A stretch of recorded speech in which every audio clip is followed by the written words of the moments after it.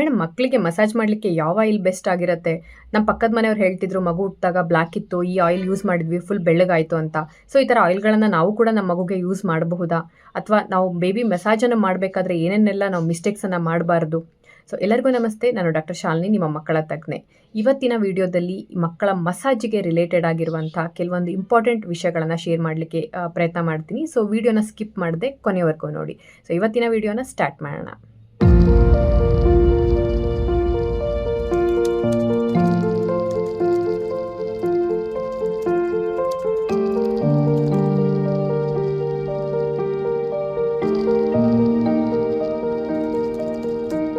So ಮೊದಲನೇದಾಗಿ massage oil. Baby massage ಮಾಡೋದ್ರಿಂದ ಎಷ್ಟೆಲ್ಲ ಅಡ್ವಾಂಟೇಜಸ್ ಇದೆ ಅಂತ ನಿಮಗೆ ಗೊತ್ತಿರುತ್ತೆ ಅಂತ ಅನ್ಕೋತೀನಿ.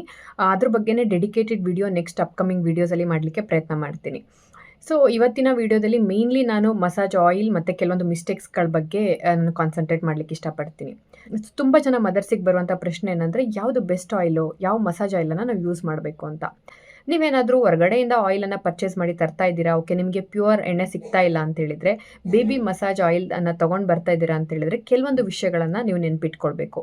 ಮೊದಲನೇದಾಗಿ ನಾನು ಯಾವಾಗಲೂ ಹೈಲೈಟ್ ಮಾಡೋಂಗೆ, ಇದು ಹಾರ್ಶ್ ಕೆಮಿಕಲ್ಸಿಂದ ಫ್ರೀ ಆಗಿರಬೇಕು, ತುಂಬ ಹೆವಿ ಫ್ರ್ಯಾಗ್ರೆನ್ಸ್ ಇರಬಾರ್ದು, ಮತ್ತು ಇದರಲ್ಲಿ ಬೇಬಿ ಫ್ರೆಂಡ್ಲಿ ಆಗಿರಬೇಕು, ಡರ್ಮಟಾಲಜಿಕಲಿ ಪೀಡಿಯಾಟ್ರಿಷಿಯನ್ ಟೆಸ್ಟೆಡ್ ಆಗಿರಬೇಕು, ಮತ್ತು ಬೇಬಿ ಆಯಿಲಲ್ಲಿ ಕೂಡ ಅಡಿಷನ್ ಆಗಿ ವಿಟಮಿನ್ ಇ ಇತ್ತು ಅಂತೇಳಿದರೆ ಇದು ತುಂಬ ಮಕ್ಕಳ ಸ್ಕಿನ್ ಹೆಲ್ತಿಗೆ ತುಂಬ ಇಂಪಾರ್ಟೆಂಟ್ ಆಗುತ್ತೆ.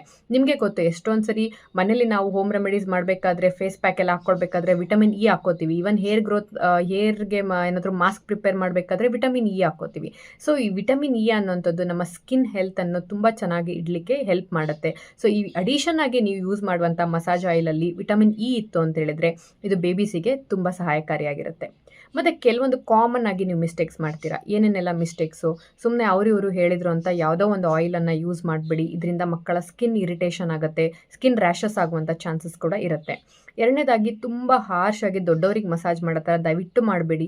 ಎಷ್ಟೊಂದು ಇನ್ಸಿಡೆನ್ಸಸ್ ನಾನು ಕ್ಲಿನಿಕಲ್ಲಿ ನೋಡ್ತಾನೆ ಇರ್ತೀನಿ.